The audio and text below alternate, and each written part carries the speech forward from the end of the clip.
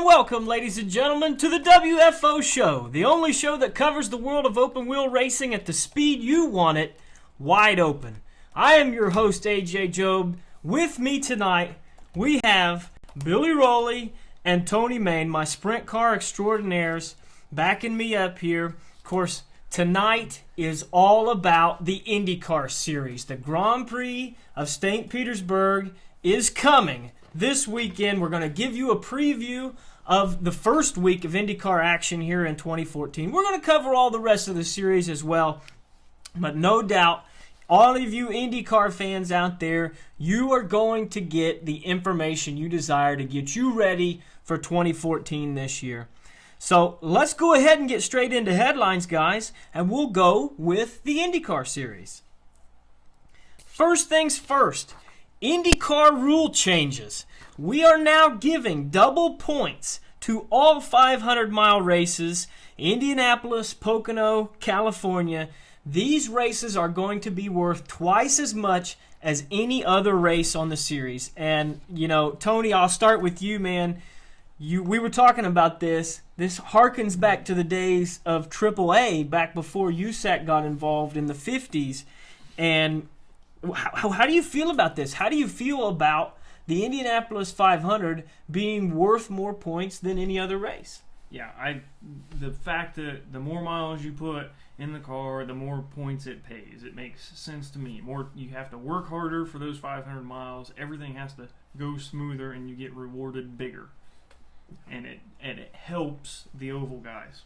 Yeah. Which we gotta love that. I gotta love that. That's the big thing, and we're going to talk about that a little bit tonight to see, is this enough to help oval guys? Because this is a road course dominated series, Billy. I mean, we're talking about a series that awards 600 points on road courses, okay?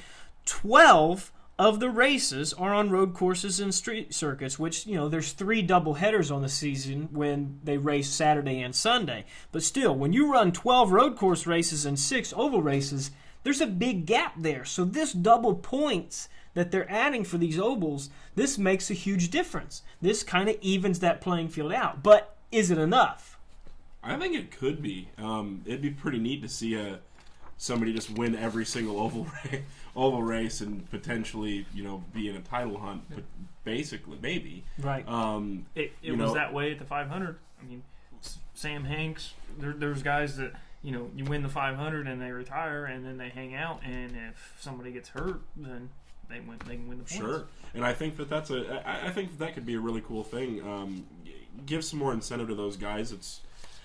I'm not a big proponent of the fabricating drama or fabricating anything, and you know, I'd hate to see somebody go out and win 5 road course races, win 1 oval race, and then lose the title to a guy that won another 3 oval races. You know, but at the same time, it makes sense to me. More wear and tear on the cars, a longer race, a longer grind. We all agree that 500 miles is a lot more difficult to run than 225. Absolutely. So I understand completely. Yeah, it's very interesting, and I think that's what's most important. We've got to even this field out for the oval drivers because, quite frankly, the drivers that most people want to see in this series are American drivers who cut their teeth on ovals. And, you know, with a road course dominant series, you are going to attract the foreign competitor. That's where they cut their teeth. They have the experience in the formula type cars, and they just cannot compete most of the time. So that's a little bit of a rule change there to try and help the oval competitors and give them more to work with. Now, they also have changed some rules with engine changes and how we penalize drivers that make unapproved engine changes. Last year, they had a 10-spot grid penalty levied on any team that took effect in the next race if they had an unapproved engine change. Now that is completely gone. They've gotten rid of that. What they will do is they will take points away from the manufacturer, and they will actually if you have an unapproved change out, you'll get 10 driver and entrant points taken away instead of a 10-spot grid penalty. Fans kind of spoke out about that. They didn't like it, and this is kind of something that keeps that driver in his starting position because, you know, in qualifying he earned it. I mean, maybe we want to say, hey, you're supposed to make these engines last this long, but at least don't penalize the guy in that race They're going to take a little bit of the points away, and you're not going to have any kind of issues there. What do you think about that, Billy? I think more importantly, it should go back to the ways of old when you bought an engine and you took care of it yourself. And if it was your job to make it last 500 miles, then it was your job to make it last 500 miles. If you wanted to be the entire Menard crew and run 70 pounds of boost and blow a motor up in 30 laps, great. Oldsmobile. The Oldsmobile and the Buick. If you want to do that, I feel like you should be allowed to. And I'm not a big fan of engine leases in that kind of racing. I think in some other forms it works out well, but you're at the pinnacle of American open wheel racing, and you can't even technically buy an engine. That does save some shop time. Have an engine guy. Well, they still have engine guys through Ilmore Engineering. Right, they do, but they're basically paid for by the IndyCar series at that point. They're not even allowed to put oil in these things. I mean, if they have to drain oil at the racetrack, they have to have a Honda representative there stating, here you go, you can do this. So, I mean, the days of old, it's, I'm not a big fan of the way that it's done now, but I'm glad that there's no more grid penalties because, like you said, the guy, if he sets on the pole, he deserves it. Yeah. Well, that's something that the fans asked for. It's going to be interesting to see. Another interesting thing, talking about oval drivers and oval teams, J.R. Hildebrand lands a ride for the Indianapolis 500 with Ed Carpenter Racing. He's going to run a second car with Ed Carpenter there in the month of May. Tony, Ed Carpenter sat on the pole last year. This is a guy who's shown he can come within half a straightaway of winning this race. Is this a combination that needs to be feared in May? I think so. Ed is definitely, he has the quickness, he has the potential for sure to be there. I mean, he won with Sarah Fisher, and now as this team ages and they get a little more mature with another driver and that more information that they're going to have from having another experienced driver at Indianapolis, I'm excited for it. Billy, we know you have a lot of questions about J.R. Hildebrand. Didn't get it done in 2011. That is the understatement of the century right there. I hope those side pods we talked about last week, I hope they have a few of them just in case there's a lap car anywhere, slower traffic, but or there's if a lot of Danica's other in the field or anything like other that. theories about, just smacking the wall in the last corner. But yeah, well, hey, the guy did cross the finish line. Second place finish, not bad for a rookie. Okay, I would still find the tallest building I could find, and there's nothing that would ever make me feel better about that. The only thing I would ever feel bad about or worse is if I was Scott Goodyear and legitimately lost the Indy 500 because I was stupid enough to pass the pace car. Well, we've all been racing since we were a wee little kids, and what's the first thing they tell you? Don't pass the pace car. I had an experience of that at Gas City. I was starting probably in the fifth row at best, and I passed the pace truck, which it had its lights off when I passed it, and then it flipped its lights on, and it became the pace truck. Transition from the push truck to the pace truck, and I had to start on the tail. It wasn't a huge deal, but it was a little confusing at the time. Well, you definitely don't want to lose the Indianapolis 500 in the final 5/8 of a mile. Okay? You don't want to do that. Ask Marco Andretti how it feels to be beat off the final corner at Indianapolis. He got beat because he was stupid. That was his only deal. Well, who's stupider, the guy that hits the wall and crosses the finish line, or the guy that gets beat by Sam Hornish? Around a lap car. He lifted going into 3. Me and you both said he's screwed, and everybody else was like, no. I don't know. And Andretti's going to win. I don't know. No. It was the mirrors. It was the mirrors. That's what it was. Well, enough about that. It's going to be interesting to see Hildebrand in that Ed Carpenter car. That is a good car, and he can't be with much of a better team in Indianapolis. That's for sure. It's going to be fast. Another thing we want to talk about, the new Indy Lights Dallara is now undergoing wind tunnel testing.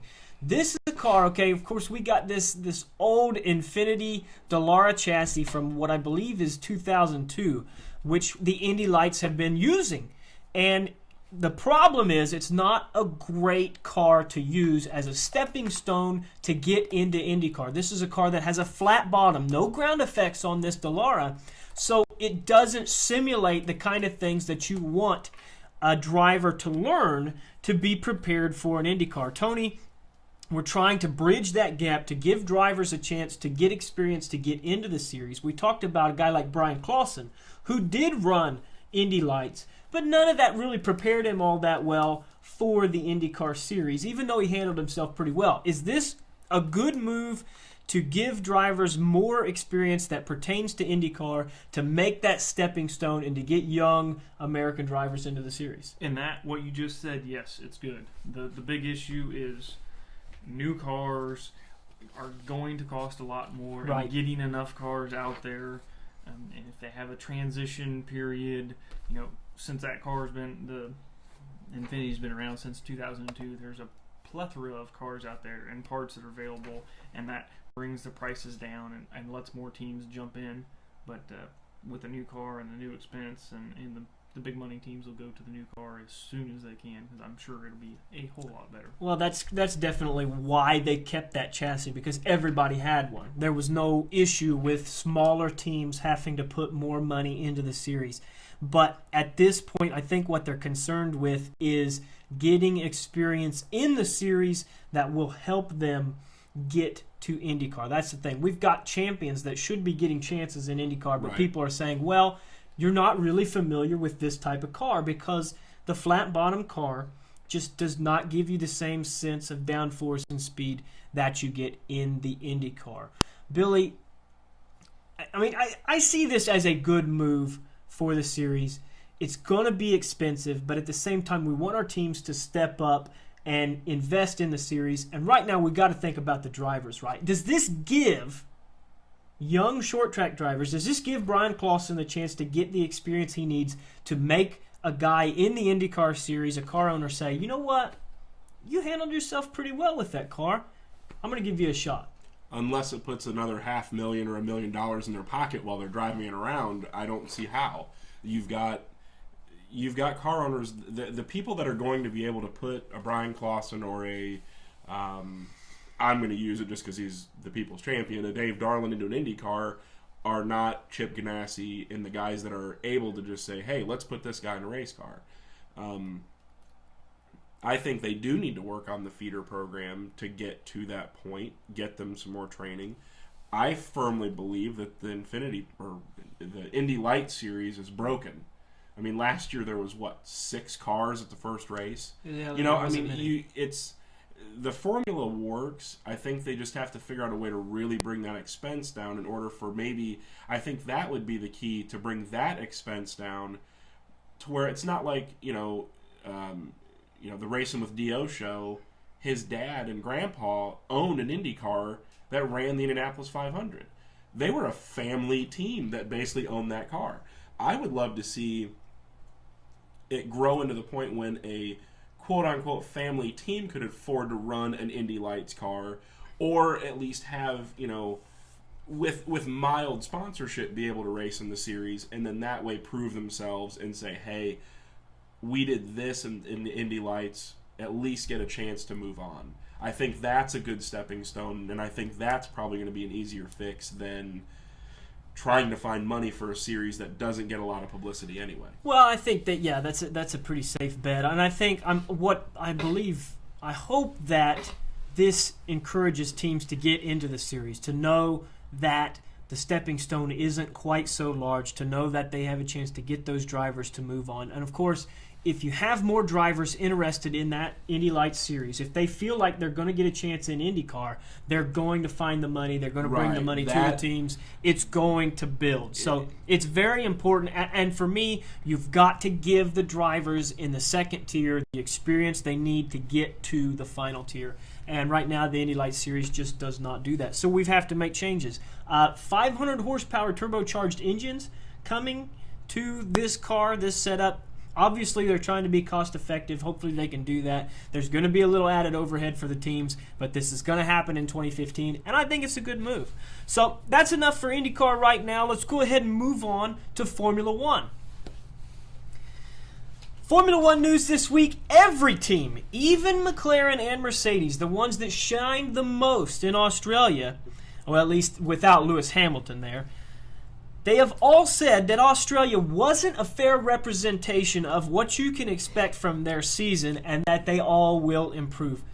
Billy, I mean, this is, we're not going to talk too long on this, but it was just kind of funny to see all of this news come out, and Red Bull says, this isn't what we're going to be like all year. Williams says, this isn't what's going to happen to us all year. Mercedes, McLaren, we're going to get better. We're going to improve. Have you ever rolled out of the box at the first night and gone, man, we ran 9th. That's all we got for the rest of the year. Have you ever gone, well, boys, let's load her back up in the trailer and just come back next year and hope for the best? That is the stupidest bunch of crap I've ever heard. If you are not pushing the envelope each and every week to get better, then what is the point? It's a PR move. They looked silly. They looked ridiculous. They had a sit down. They looked like us. A whole bunch of engineers got their asses handed to them. Yeah. And now they come out. Red Bull says, we've spent all this money, we're going to be better. Right. And they, glare over at the engineers and say, right? Right. Well, that's the thing. They've got board members and they've got sponsors that are saying, what the heck was that? We say, hold on now. This is going to be okay. It was just kind of something I thought was funny. We get a lot of great information from racer.com, and if you go to racer.com, click on the F1 link, it's literally like 3 pages worth of stories talking about how these teams are going to improve. If they all improve that much, they might be able to create a rocket ship that reaches the moon by the end of the year. I think all they need to do is just keep putting more stickers on the side of the car, because a lot of engine builders and stuff anymore, hey, you put the sticker on the side of the car, that's at least 8 horsepower. It's important. You're going fast. I cannot fathom that we even wasted a minute and a half talking about this. Who knew that a multi-billion-dollar team wouldn't get better after the first race? The junk at the back of the field even picks up a second over a year. This was to be expected, but I thought that was a little funny. It definitely cheered me up for a day. One thing very important to us Americans, I know we got to keep our American Formula One listeners interested. Gene Haas, we talked about this Haas racing team trying to get into F1. He has now said that he has met all criteria to enter Formula One and is awaiting FIA approval. He seemed to think like this was something they needed to do quickly. He was hoping to see answers within the week, which we're closing in on that week that he was talking. He wants the chance to get this team together, to put the program together so he has time to prepare for next year. He's not sure if that's going to happen, but basically all he's waiting for is for the heads of F1 to FIA to sit down, say, okay, we want an extra team. But he believes they are concerned. They have 11 teams. Do we really need that 12th? Tony, I know us Americans are saying absolutely 100%. We need a 12th team. We want a team who he says is going to be based out of Kannapolis, North Carolina. You don't get much more American than that, and it's important for us American viewers. Yeah, and have you ever heard of a series say, no, we don't know if we want you for sure yet or not? Yeah, because can you really perform at our? They need the. You have to score a point in F1 to get any money. Right. So F1 would be stupid to say, no, well, we want you to give us a few $1 million to run at the back of the field for a couple years and us not pay you. Who really wants this to happen is Caterham, Marussia, so that they're not fighting for dead last on the grid anymore. But if Kurt Busch was in the car, pole at Melbourne 2016. Oh my God! Let me just stop you right there. The thing is, the FIA, what Haas believes the FIA wants, he thinks that they actually want him to purchase one of the existing teams and to try and improve them. This guy's got plenty of money. He's got headquarters in Brussels. He's got headquarters in Shanghai. But Haas would prefer to start with his own team, to build that American team from the ground up. However, we have seen this sort of thing in the past. This Red Bull team that's won the last 4 Formula One World Championships was originally Jaguar. Okay? That was an underperforming team. The Red Bull come in, purchased it, upgraded it, and all of a sudden here they are. So Tony, what do you think? Is it better to start from the ground up American, or is it better to purchase a team and make it American? Haas is a guy that is built himself. He will build his own team. Yeah. Yeah. Everything. He's done everything himself. He definitely has the machinery and the equipment to do it as well. Pun intended. I think it would be awesome for him to do that. You take the engineering ability, and there's so many really good engineers in this country that it would be awesome if he got as many Americans as he could to work on this deal. And, I just think that would add a ton of I know I would watch almost every single race that I could just to see that's my country. Right. That's cool. Just like every other team and country that is involved. That's exactly right. Exactly right. Well, see, this is the thing. We know that Haas has the most technologically advanced wind tunnel in America. He built it. It was an astronomical amount of money. He uses it for that NASCAR team. They do pretty well. They're doing all right. Well, they do it to put all the bodies on the Danica crashes. They have the ability. Now we're just awaiting approval. Very soon we might have an American team that can compete in F1. Going to take a little time to get them there, but it's a very big possibility. So keep watch on that, and we'll let you know what happens in that. That's enough about Formula One. Let's go to the dirt with the World of Outlaws Sprint Car Series. This week in the World of Outlaws action, Kerry Madsen wins a thriller at Stockton Speedway. He only led one lap, but it was the most important one, okay? It was $10,000 worth of a lap. Right. Joey Saldana leads the most laps. He was in a battle with Schatz midway through the race. Schatz got by him, had that lucky red flag. Saldana stayed in the lead. Schatz took the lead with 2 laps to go, and Madsen came with him past Saldana and eventually beat him to the line. Kerry Madsen, I mean, what can you say? This is a guy that I really like, super nice guy, and is just, he kind of reminds me of Jack Hodenshield. The way he approaches the race. I mean, the guy goes out there, he runs as hard as he possibly can. He's there to win the race. And he's such a nice guy. I mean, this is a guy I hope we see more wins like this. But, I mean, that's his kind of race right there. Well, beating a guy like Schatz, that's tough to do on the final lap. That guy's normally got things locked down. Well, but, again, California, that makes a big difference. Those tracks, that track there in Tulare is a lot like the Australian tracks that he started racing on. Mm-hmm. So it doesn't shock me that he won. I'm a big Kerry Madsen fan, actually. There was a video of him getting crashed in Australia, and the camera guy ran right over it, and before they even stuck a microphone in his face, you could hear him hollering through the car over engine noises and underneath of a helmet before they ever even got there at the guy. And I don't really know if there's any more passionate sprint car racer out there than Kerry Madsen, and he is a nice guy. Yeah, that's definitely. I like Kerry Madsen. It was nice to see that race, an exciting race. And it bodes well for these guys as they come east. Because they're coming, Tony. Only a couple weeks. We're going to see these guys out here. They're going to hit Eldora. They're going to hit these places. Us Midwest guys, we're getting ready.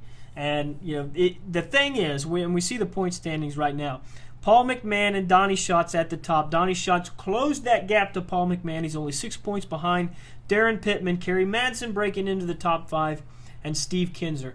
As these guys come east to the Midwest, Tony, who do you see reaching out and taking a stranglehold of the World of Outlaws points early in the season? Nobody. You just named off how many guys. Any of them can reel off 3 wins. Right. Any of them, they can split 5 wins between all of them.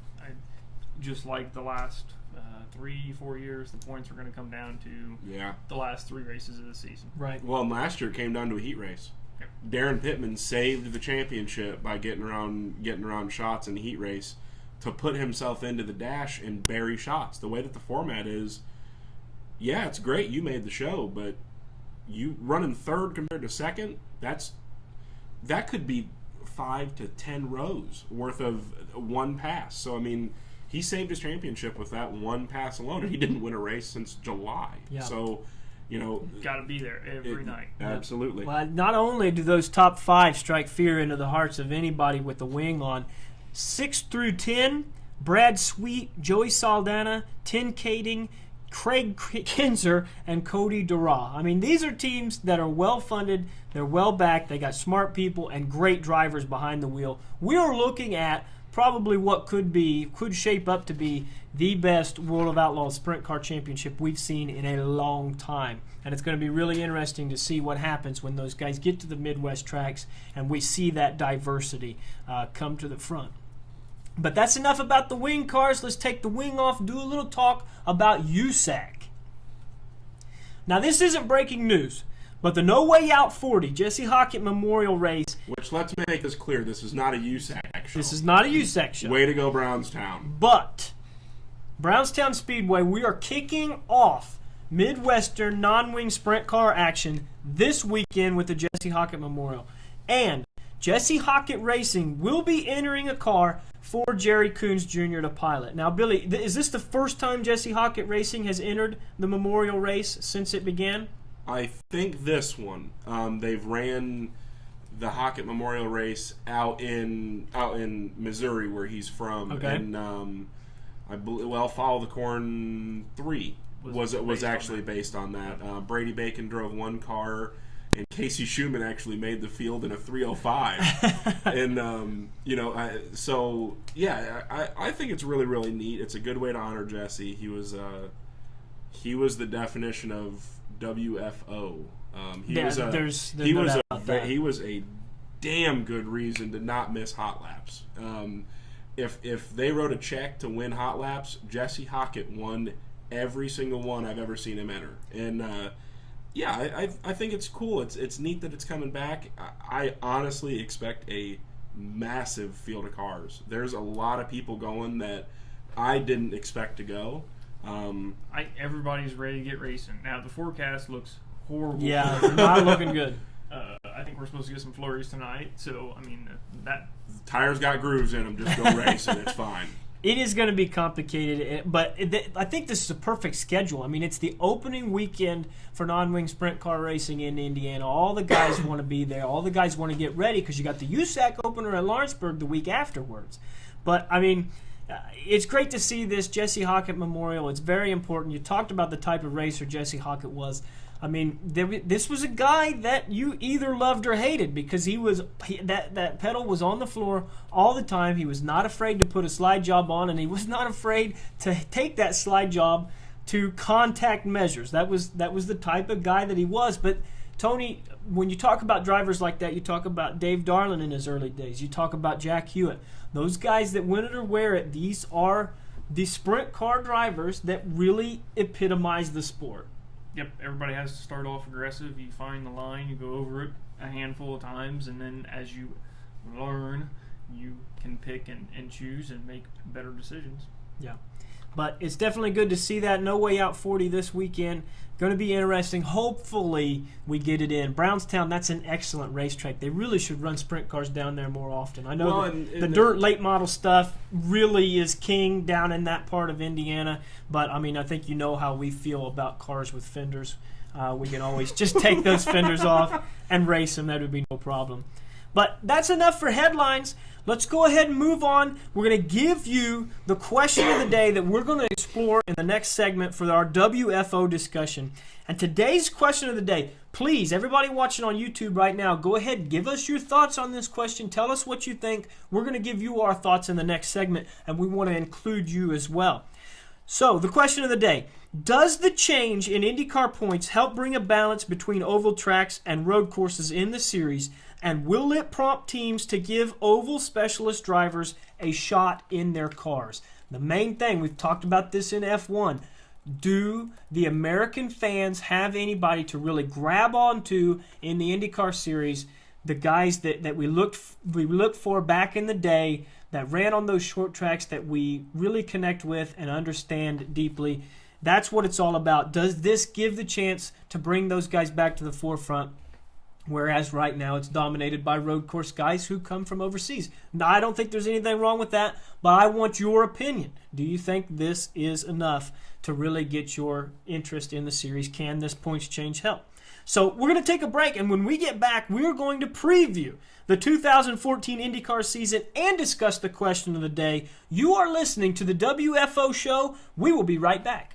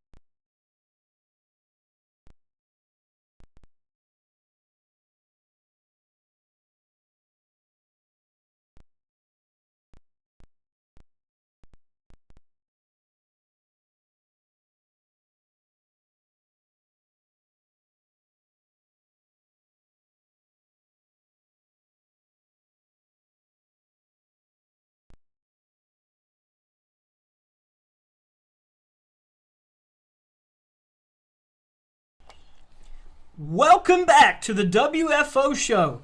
AJ back with you once again with Billy and Tony to talk open wheel racing with all the excitement of the events themselves and none of the BS. Remember, if you are watching live via YouTube, you can get in on the discussion. You just got to see, I got to cut in. You just got to see AJ do a hair flip because he's all jailed up. I'm trying to. He looks like David Beckham, does he not? I will take that 100%, no problem. More, it's. Okay, that's why I wore a hat. Back to the actual. Well, see, if you're listening to the show, that's great. We want you to listen to the show. But if you are not watching live, you are missing all of this. We are in HD this week. We've been working on it, have some issues, getting this thing going.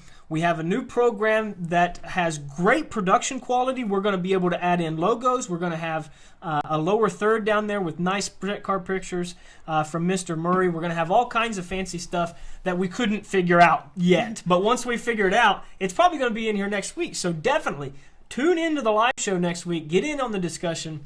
And see this flock of seagulls hair. Oh, it's gonna be wonderful. Live and in the flesh. If I really do look like David Beckham, what the heck are you doing? You need to be watching, okay?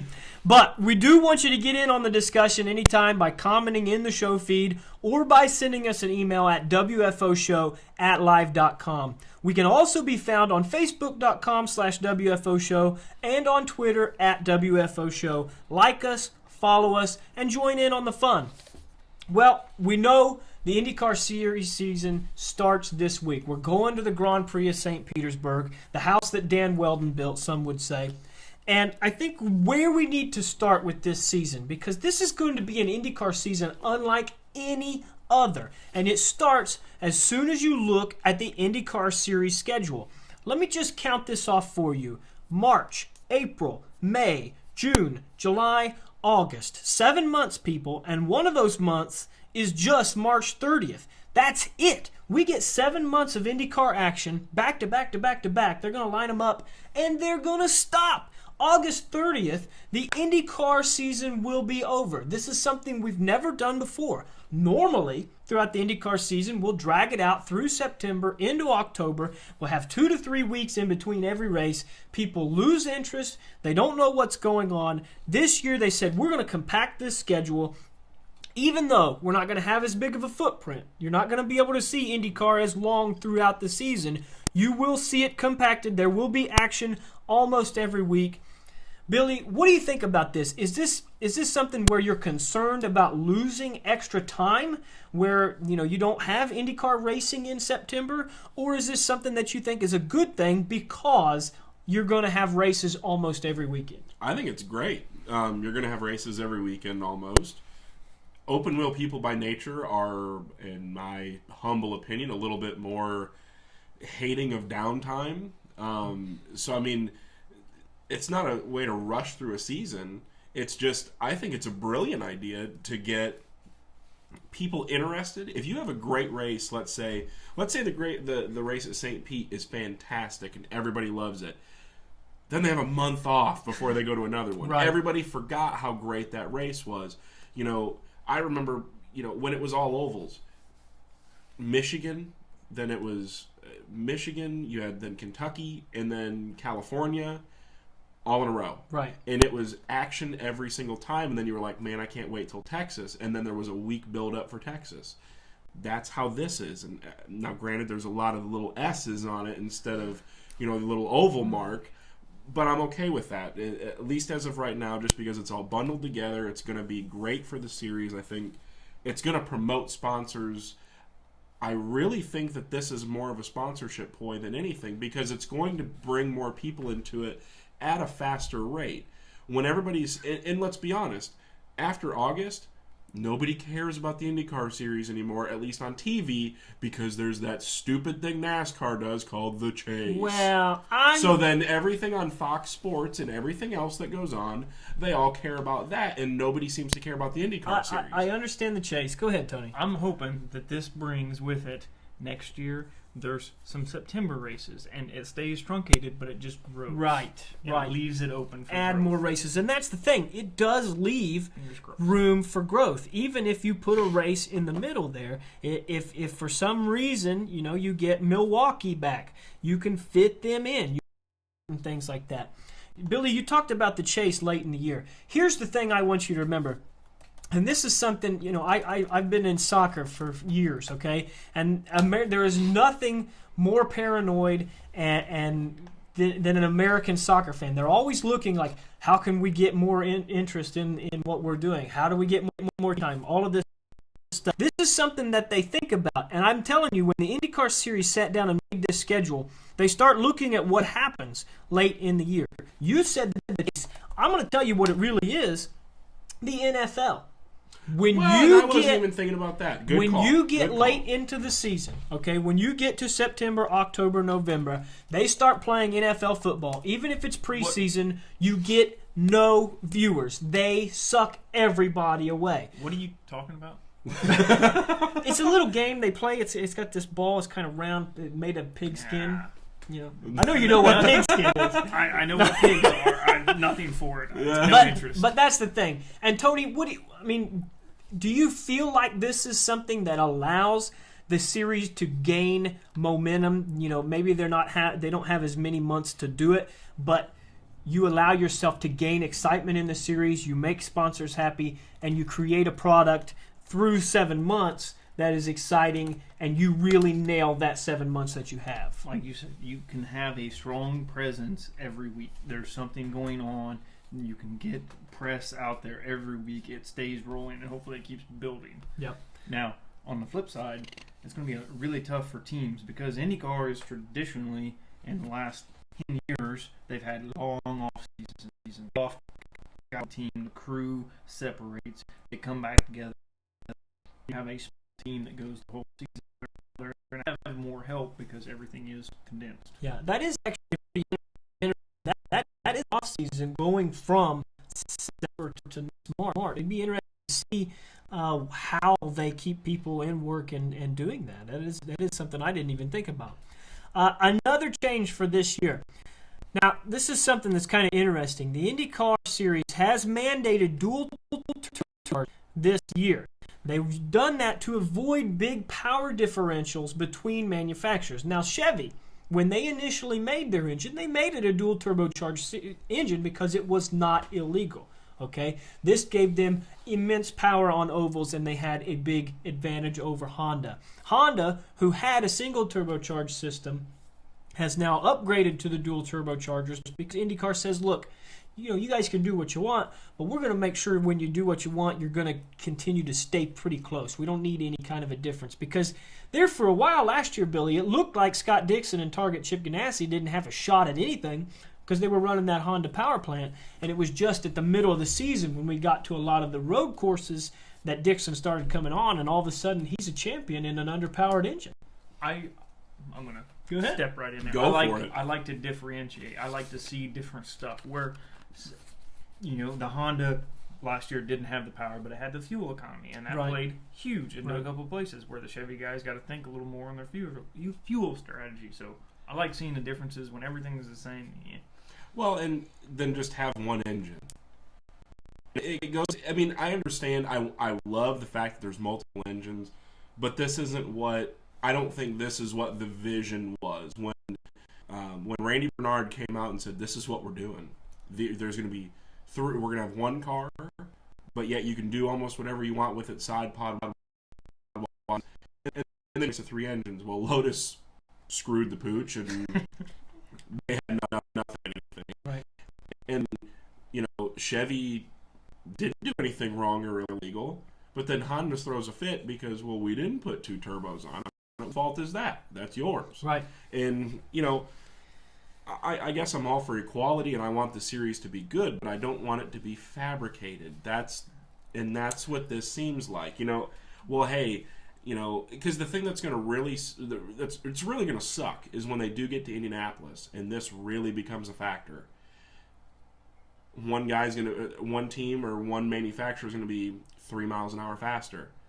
well, we're going to have to slow you guys down. Well, No. I did my homework to be this fast. You guys make your cars fast. Well, I think the series has a history of letting things go at Indianapolis, but I don't think you can be too hard on the series because they went out there and they tried to do it. They tried to give open rules to where these guys could create their own power plants and make this work. But then when they seen that there was a little bit of inequality, well, not even really a little bit, there was a pretty big gap, at least on the ovals. When they saw that, they said, okay, now let's bring those rules in there. It's one thing to go with strict rules right off the bat and try to create this spec series. It's another thing to try and do something to open it up and then kind of scale it back. And that's what I see IndyCar doing right now. I really don't have a problem with that. And as long as Chevy and Honda are happy with it, we're hearing reports that Cosworth is talking about getting back into the series.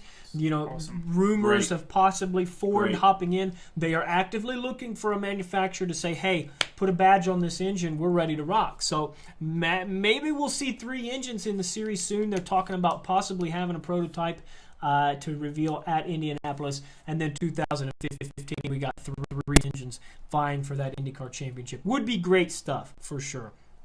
Now, let's move on from all the differences, well, at least the differences in rules and scheduling-wise. Let's look at the changes that we've seen with driver-team combination. This is the big change in IndyCar Series this year. There's a lot of big names moving around, some guys that are missing from this list, and we've even got some rookies this year, too. 4 rookies in the series.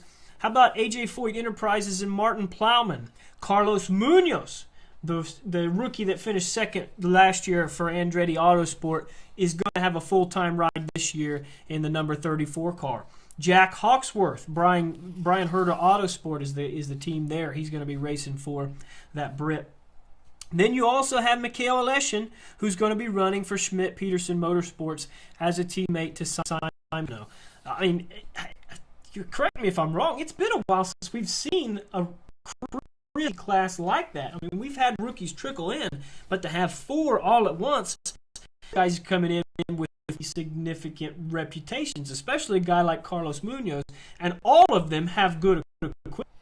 Yeah, and that's a good thing for the sport. I think the only downside is there's not one of them that's ever ran a sprint car at Kokomo, but we're not going to beat that horse to death.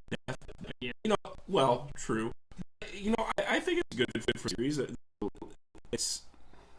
It's a very nice thing. It's refreshing to see, like AJ Foyt Racing bringing. It's nice to see, and it's showing that it's slowly starting to come back. The new formula may be working. I wish they'd get more to the ovals again, because I think that's where the series is really going to shine again. But I think as a driver standpoint, all these guys, they're road course guys. That's where they came from, and that's what it's progressing into being. Maybe the points can shake that up where teams have to, because going back to the points deal, you technically there is one oval specialist now, right?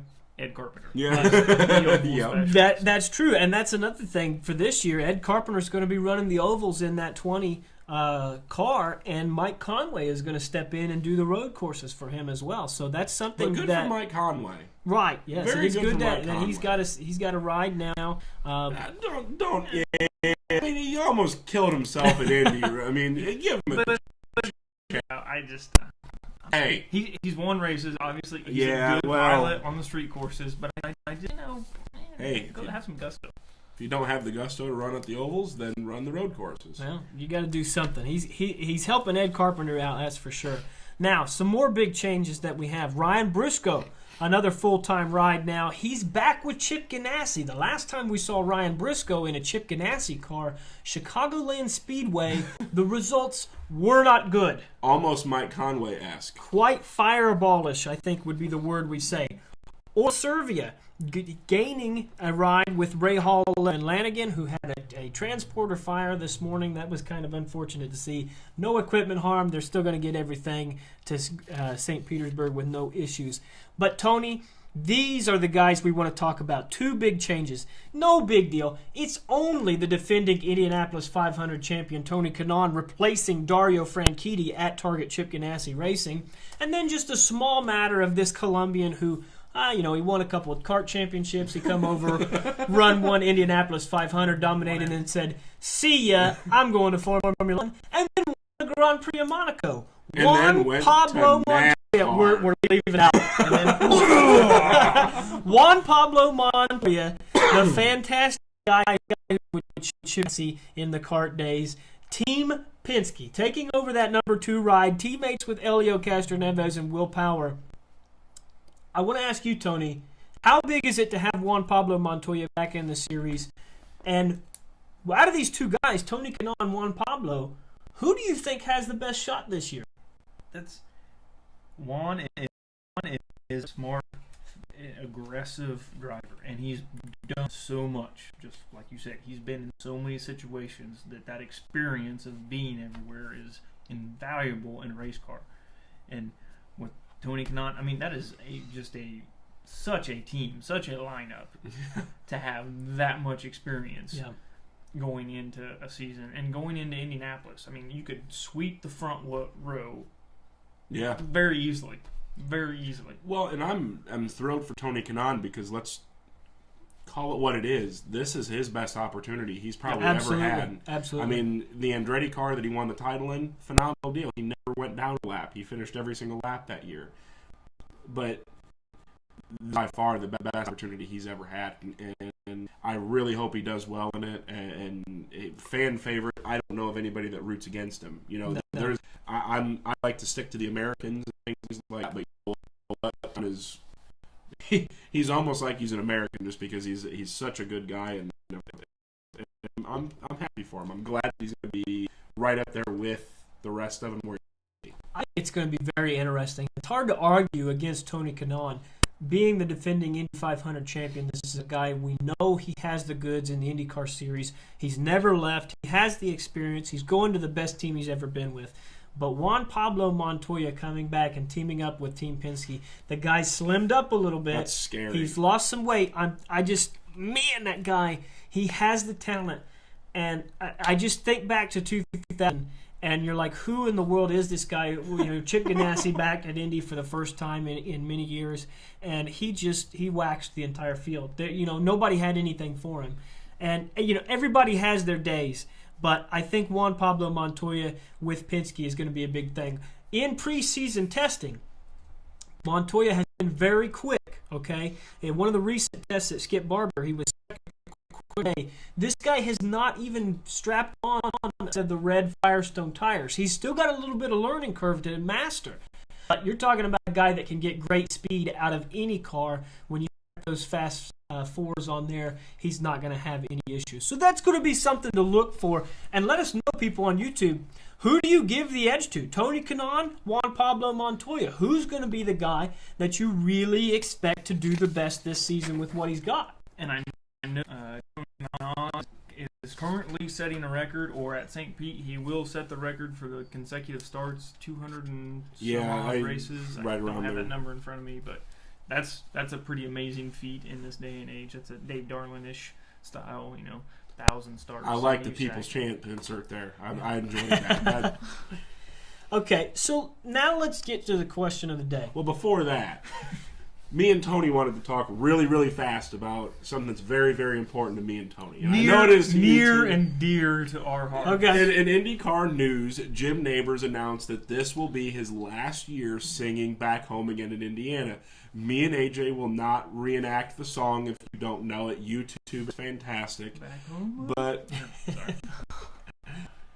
me and Tony actually on the way up here talked about this. Was one thing that we just and honestly, maybe this should be the question for next week. What should the Indianapolis Motor Speedway do? You can't just, part of me says play a tape and preserve the history for forever, but then you can't replace that. I mean, 40-some years of millions of people hearing him sing, getting goosebumps, getting teary-eyed. It's going to be a mess. Yeah. The start of the 500. The only thing, and this is the last thing I'm going to say, the only thing that should ever be replaced in the opening ceremonies of the Indianapolis Motor Speedway. I know where you're going. Florence Henderson. Just that woman. There is nobody in that crowd. If you've never been to Indy before, it literally makes you twitch. It's so bad. You cringe and laugh. I agree. I have no problem. This is something. I know everybody's get the outpouring of support, and I'm really going to miss Jim Neighbors.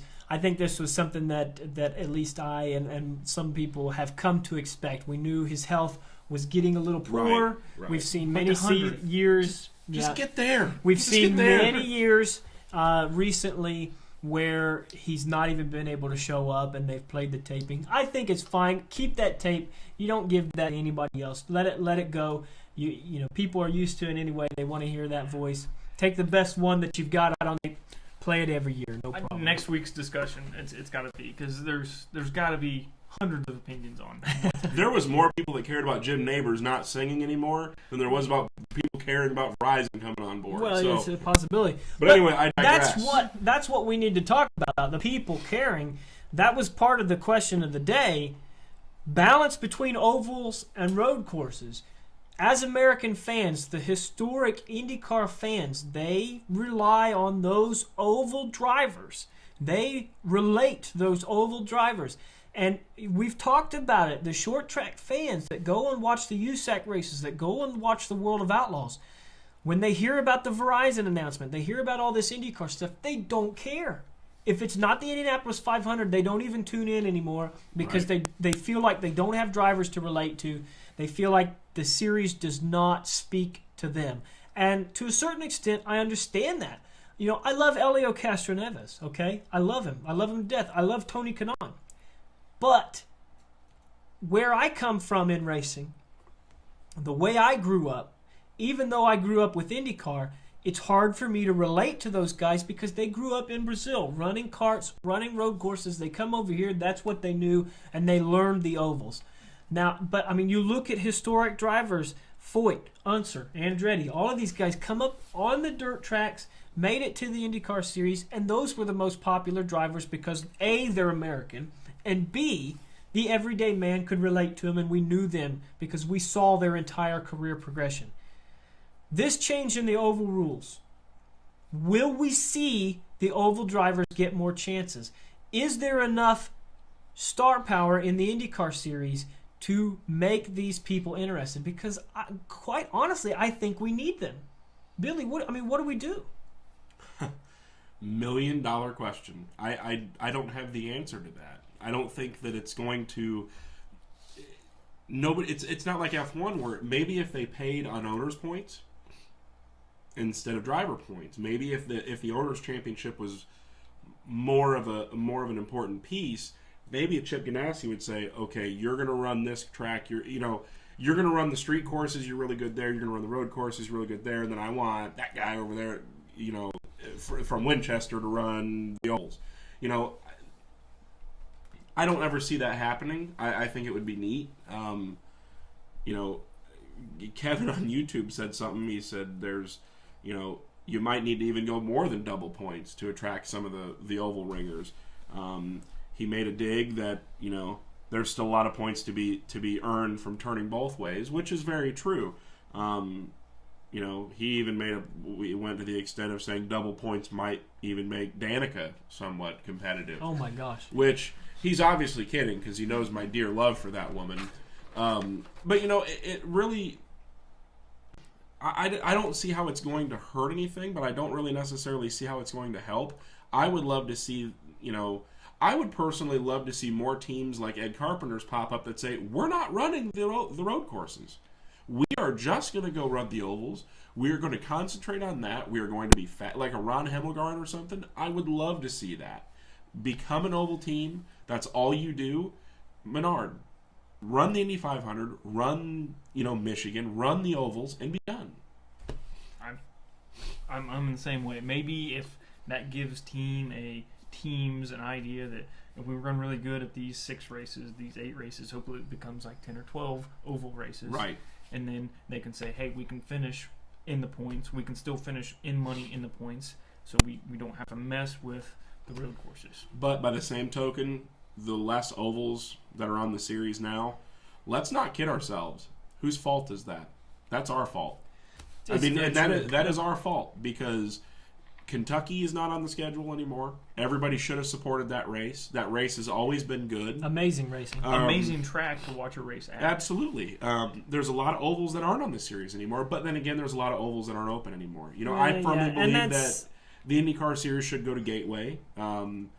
Take them back. Gateway? Is that even still standing? Absolutely. They ran a Silver Crown race there last year. It had 7 cars at it, but really? by God, they had a Silver Crown race. I think a lot of the problem with the tracks that we saw cut from the series, NASCAR-owned tracks. Okay, they're owned by that conglomeration, and it just seems like the IndyCar series wants to build their own identity without those tracks. Now, there are 3 races on the schedule that do not get double points, the ovals.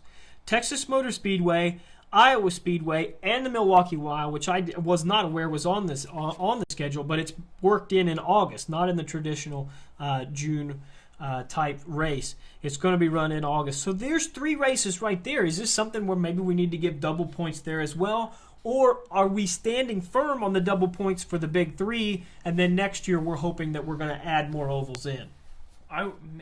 Maybe not double points, but more points for all the ovals. But I still like the 500-mile races. They're the grinds. Right. Those are where you have Those to are have where your you, stuff together. Where you have to make your money. That's the big deal. Billy, give me one driver the best driver that an American short track racer and short track fan can get behind that would bring excitement and attention to the IndyCar series. One driver. That's currently not there? Currently not in the IndyCar series. Ooh. You can pick them from anywhere. Man. On the spot. I was not prepared for this. You better get prepared. Everybody's probably going to go Kyle Larson. I'm not going to go there because he's already gone NASCAR land. He's going to be a sprint car guy forever. Rico Abreu. Okay. You want a guy that can drive a race car and has marketing ability. My dad didn't know who he was. Dad watched the Chili Bowl a couple years ago. He got in, he won the B main. They went and interviewed him, and he hopped out of the car, and Dave Argerbright knelt down next to him, and my dad just went, "For real?" I didn't like Danica being there because that was a marketing ploy. That's not a marketing ploy either. Rico has talent. I would love to see Rico do that. He would be one that I would love to see. Personally, Dave Darlin, just because everybody loves Dave Darlin. But I'm a believer in Rico. That guy does amazing things for me. Tony, same question. One driver. Who's going to bring the people to the IndyCar series? There's so many to choose from. And there's a lot of guys, there's guys that are hot, like Rico. Chris Bell is another one that is hot and talked about right now, what they're doing next and who they're running for. But you have the guys that could bring the most fans in would be any of them on your rundown of World Outlaw points. You pick a guy out of the top 10 of that has the best marketability, and he's going to be able to bring the most fans to IndyCar.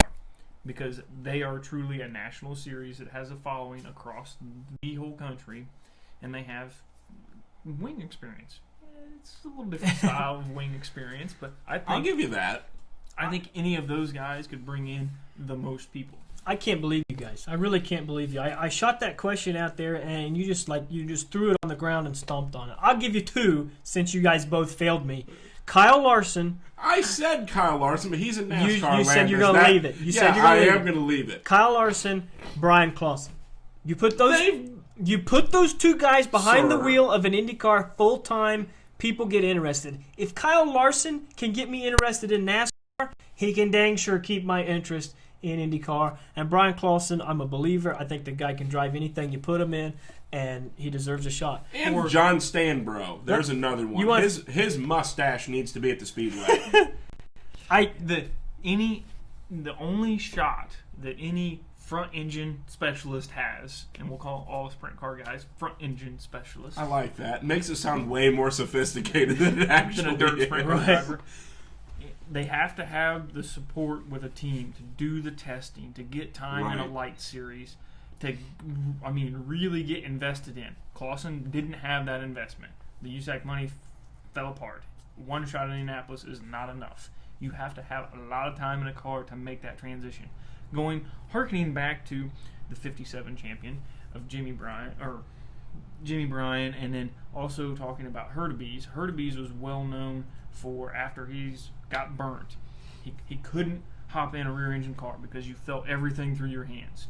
So he built the Mallard and ran in Indianapolis, somewhat of a sideshow, somewhat of an oddity, but because it was all at field. The rear engine cars were all in the hands. Everything in the front engine is in a butt feel.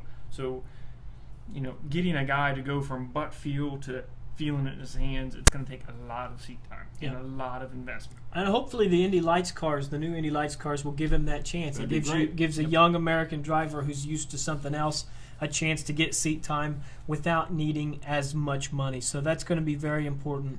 But that's all the time we got for the WFO discussion this week. We're going to take our final break, and when we get back, we're going to go over your thoughts and the big races you have to look forward to this weekend. You are listening to the WFO Show.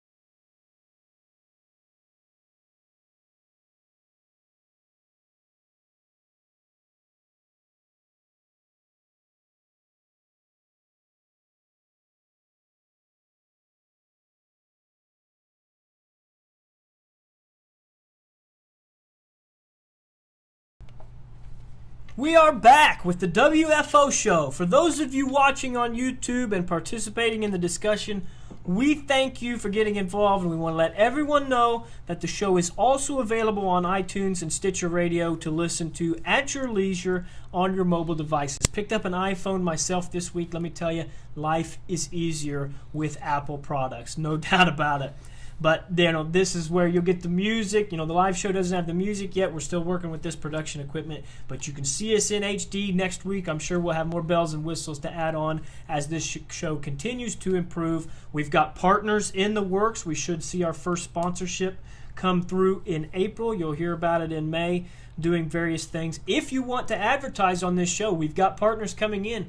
Please contact us. Send us an email, wfoshow@live.com. You can talk to us on Twitter or Facebook. We'll get you on here. This show continues to grow, and we'll definitely promote your product and have a little fun while we're doing it. But iTunes Stitcher listeners, I want to let you know, please be sure to subscribe to the podcast to have the show automatically download to your computer each week, and leave us ratings and reviews to help the show grow and improve every episode. Last week, we actually were featured iTunes as a new and noteworthy show. So we were on their front page. They said these guys are as good as Dan Patrick, and that says enough right there. So we're trying to spread the Open Wheel word, and you can help us do that. So please be sure to do that. We got some feedback on the YouTube talking about the compacted schedule. Kevin Springsteen says guys like Jordan Johncock might have an issue with a compact schedule with a lot of races. When he was a kid, he made the occasional stop at the gas station that Kevin worked at. More than once, he was pulling a trailer full of carnage from Indy or Milwaukee. And I do not doubt that a compacted schedule will make things tough on the teams, but that's why they get paid. That's why they got $17 million sponsorships to take care and have extra cars waiting for them when they get the transporters back home. But right now it's time for the weekly racing outlook, where we let you know who is racing and where, so you don't miss a single minute of the open wheel action you desire. This week, Formula One is in Malaysia, the second race of the season. Race starts Sunday morning at 1 a.m. Eastern Time on the NBC Sports Network. Malaysia is an awesome racetrack, one that Ferrari normally does fairly well at. We'll see how these things turn around. We talked about every Formula One team saying we're going to be better. Well, not all of them are going to be better. We're going to see how that shakes out at Malaysia this weekend. Also in action, the World of Outlaws are heading to Merced Speedway Friday night before making a stop in Chico, California for the Mini Gold Cup at Silver Dollar Speedway on Saturday. I know you guys agree with me. Silver Dollar, one of the favorite stops, always provides great action out there in California. Mini Gold Cup this weekend on Saturday night.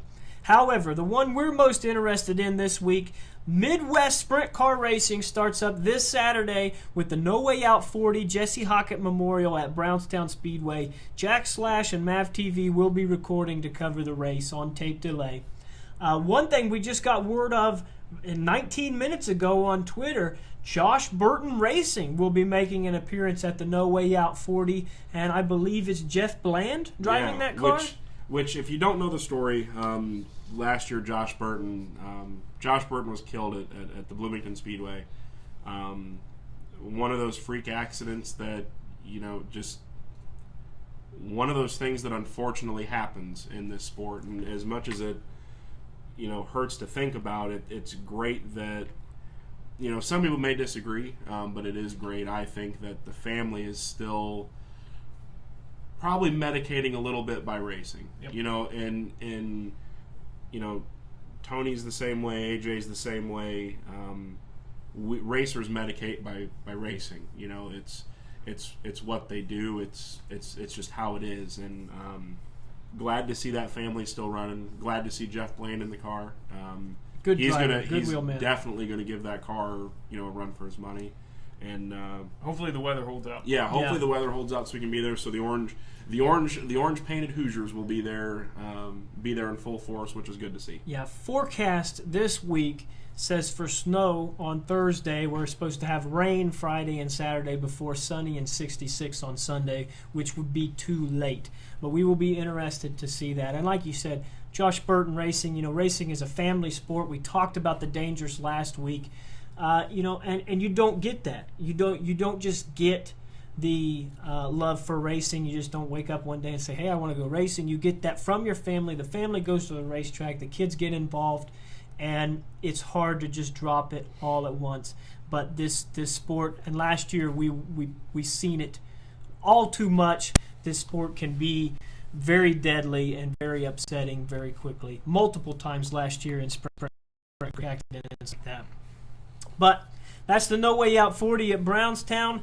The race of the week, however, no doubt about it, the Verizon Indycar Series opens their season by going to Florida for the Grand Prix of St. Petersburg, 3:30 p.m. Eastern Time on ABC, the main one. So IndyCar Series is going to be out there on regular network television for everybody to take in. Let's put you on the spot, Billy. Who's going to win this race? Juan Montoya. Juan Pablo Montoya. And the awesome thing is he's not going to care. He's going to win the race and then be like, I should. And that's why I like him. And then hopefully somebody comes out of the crowd and just, Hey. What do you He's a jet dryer. He can survive anything. I'll go way off in left field. Had good runs last year and won. Simon Pagino. Okay. I like that. That's a good call. That's a good shout right there. I think I'm going to stay pretty status quo, and I'm going to go with Helio Castroneves. He's got a history of winning races down there in St. Petersburg. I think Spider-Man has a chance to climb the fence once again this weekend. But Montoya and Will Power will be right there. There's no doubt about it. Those guys, that Team Penske team, is going to be hard to beat for sure. Interesting to see the difference between the Chevy and the Hondas this year. It's going to be really, really neat to see how that shakes out. Excuse me. But that's the checkered flag for this show. We will be back next week with all the news you care about from the world of racing. Until then, feel free to get involved in the discussion with us online. We are always ready to bench race with you. For Billy Rowley and Tony Main, this is AJ Job saying enjoy your racing at a comfortable speed this week so you can come back here and talk about it with us. WFO. Catch you next time.